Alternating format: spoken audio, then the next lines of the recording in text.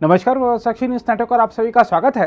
कांग्रेस से हाल ही में 50 साल पुराना साथ छोड़ने वाले गुलाम नबी आज़ाद पर जब पार्टी नेताओं ने हमले किए तो आज पलटवार के लिए आज़ाद भी मीडिया के सामने आ गए। उन्होंने कहा कि घर वालों ने घर छोड़ने पर मजबूर किया और जहां घर वालों को लगे कि यह आदमी नहीं चाहिए तो अक्लमंदी खुद ही घर छोड़ देने में है। यह पूछे जाने पर कि कांग्रेस ने आरोप लगाया है कि आप प्रधानमंत्री मोदी से मिले हुए हैं, इस पर आज़ाद ने राहुल गांधी का नाम लिए बिना उन पर हमला बोला और कहा कि जो व्यक्ति अपनी स्पीच खत्म करने के बाद भरे सदन में प्रधानमंत्री से गले मिले तो वो मिले हैं या मैं मिला हूं। आज़ाद ने साथ ही जयराम रमेश पर हमला बोलते हुए कहा कि वह अपना डीएनए चेक करवाएं कि कहां के हैं और किस पार्टी से हैं।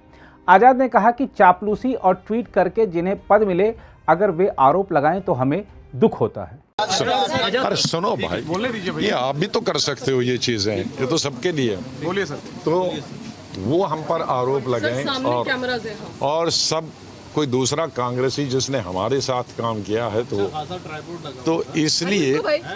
और मैं ये कह रहा था कि आप पढ़े लिखे लोग हैं, आपने मोदी साहब की एक स्पीच देखी और अगर किसी को इतना अनपढ़ और जाहिल है कि उस स्पीच के कंटेंट्स पढ़े, जो स्पीच मोदी साहब ने की, उसने मेरे लिए नहीं लोया कि गुलाम नबी जाएगा हाउस से तो मेरा खाना हजम नहीं होगा।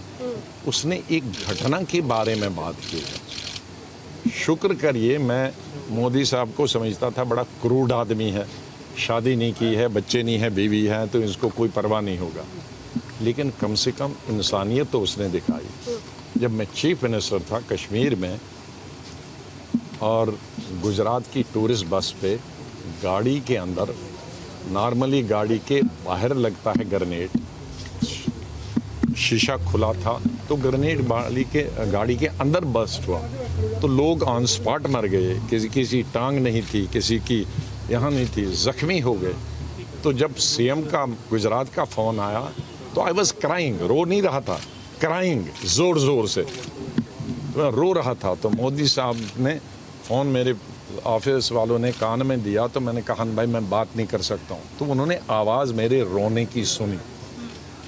तो फिर मैंने उनको यही कोई कहा, तुम उनको बताओ मैं अभी बात नहीं कर सकता, मुझे पहले इनकी टांगें बाजू जमा करने दो, अस्पताल में इनकी स्टिचिंग करने हैं, जो बच्चे हैं उनको इलाज करना है, ज़ख्मी हुए हैं।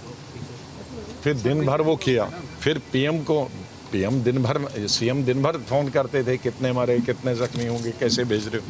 पीएम से मैंने जब फ़ोन किया कि मुझे 2 जहाज़ चाहिए, एक में ज़ख्मी भेजने हैं और एक में मुझे ज़िंदा ये लाशें भेजनी है। जब मैं 4 बजे फिर उनको सियाफ करने गया जहाज़ में तो लोगों ने फिर रोना, मेरी टांगें, नाराज़गी नहीं दिखाई ना। किसी बच्चों ने कहा मेरे बाप दे दो, पिताजी दे दो, किसी ने कहा मेरे पति दे दो या बीवी दे दो।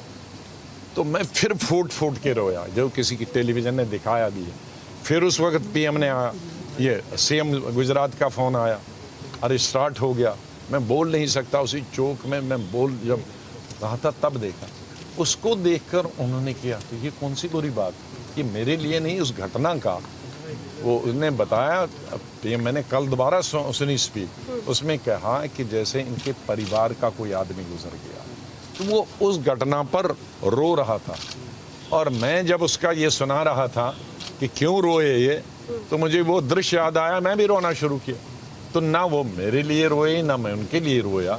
हम दोनों उस गुजरात की जो हमारी भाई बहनें मारे गए थे, उस दुखद घटना को याद कर रहे थे। इतने जाहिल हैं हमारे लोग जो ये चीज़ को, हमारी कांग्रेस पार्टी उसी दिन से फैला रहे हैं, लेकिन जो गले मिला उसके बारे में एक लफ्ज़ नहीं करेंगे। अच्छा सुनिए, दूसरा, आप कम से कम अध्ययन करिए, आप पढ़े लिखे हो।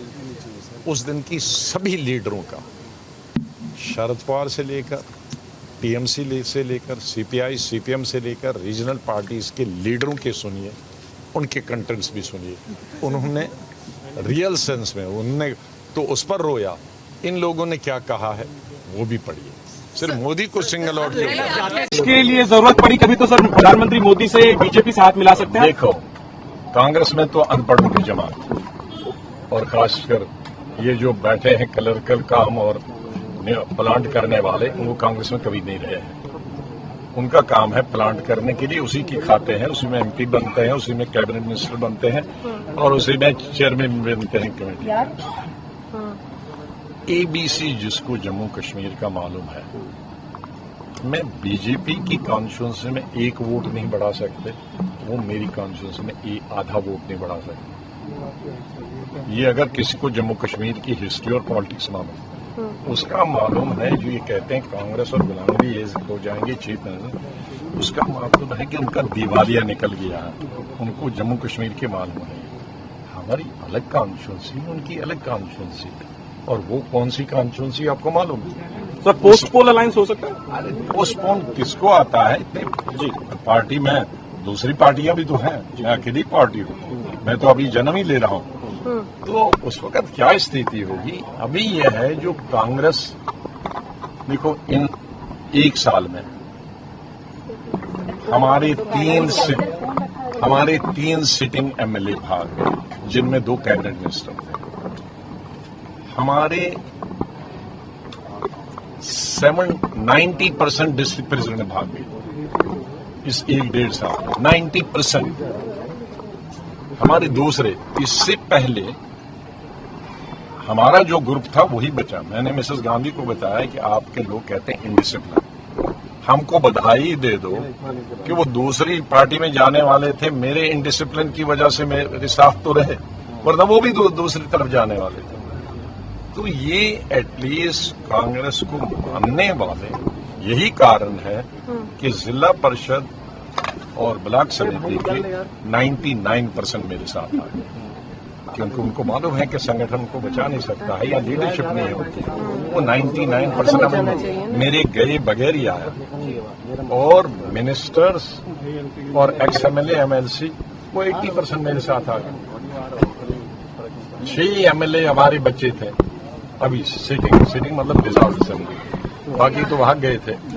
उनमें से 6 में से 5 हमको आए और 6 पीसीसी प्रेसिडेंट। तो मैं नहीं होता तो ये जो 5 थे ये बीजेपी तो नहीं जाते, ये दूसरी पार्टी में जा रहे थे। तो मैंने उनको रोका, कहा आप नहीं कांग्रेस में नहीं रहना। मैंने कहा आप कहीं नहीं जाओ, मैं अलग पार्टी हूँ। कहा फिर हम उनके, तो ये हमने कांग्रेस को मानने या कांग्रेस की आइडियोलॉजी को मानने वालों के लिए बनाई, वरना मैं अगर कल इनके जाने के बाद जम्मू एयरपोर्ट पे जाता तो एयरपोर्ट पे रिसीव करने वाला कोई, क्योंकि इस तरह की लीडरशिप कांग्रेस देती है स्टेटों में, वो लोग भगाने की मशीन होते हैं, लोग जोड़ने की मशीन नहीं होते। अगर आप भी लेना चाहते हैं देश दुनिया की तमाम जानकारी तो आज ही सब्सक्राइब करें हमारे चैनल को। साथ ही नीचे दिए बेल आइकन को जरूर दबाएं ताकि हर अपडेट आप तक पहुंच सके।